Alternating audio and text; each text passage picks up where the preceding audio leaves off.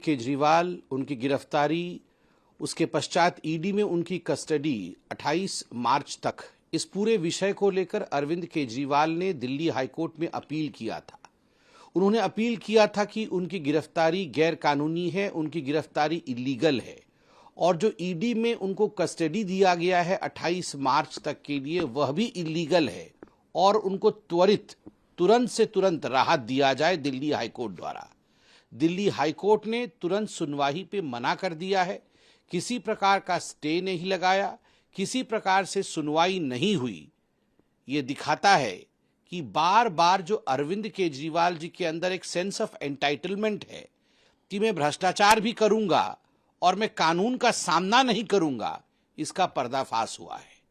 शुरू से ही एक ही बहाना अरविंद केजरीवाल जी ने बनाया है कि ये जो समन्स आ रहे थे ये इलीगल है और मेरे ऊपर किसी प्रकार से कोएर्सिव एक्शन अर्थात अरेस्ट इत्यादि नहीं होना चाहिए क्योंकि मैं पाक साफ हूं। किंतु हिंदुस्तान के जो कानून है, जब कानून के सामने जाके अरविंद केजरीवाल खड़े होते हैं तो ठीक उसका विपरीत होता है।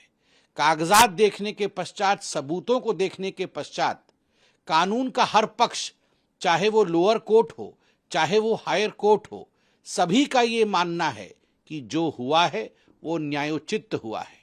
और आपने यह भी देखा है 2 दिन पहले इस पूरे विषय को लेकर आधी रात को सुप्रीम कोर्ट में जाने की कवायद भी हुई थी। सुप्रीम कोर्ट से भी अपने याचिका को वापस लेना पड़ा था अरविंद केजरीवाल को। अरविंद केजरीवाल जी, आप मुख्यमंत्री हो सकते हैं मगर आप हिंदुस्तान के कानून से बड़े नहीं हैं। और मुझे तो आश्चर्य होता है देश की विपक्षी पार्टियों पर, आश्चर्य होता है कांग्रेस पार्टी की विडंबना को देखकर। पानी पी पी कर कांग्रेस पार्टी अरविंद केजरीवाल को कोस रहे थे।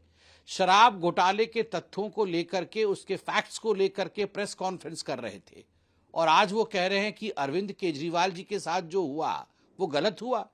मैं एक चुनौती देना चाहता हूं।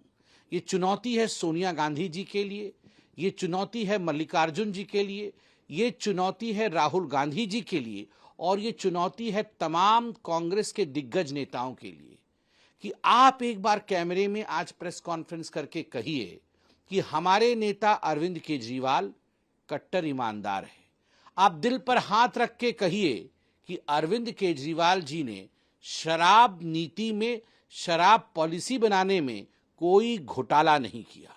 यदि आप ये कह देंगे कि अरविंद केजरीवाल कट्टर ईमानदार है तो हमें लगेगा वास्तविक रूप से आप जो कह रहे हैं वो आपकी दिल की आवाज है।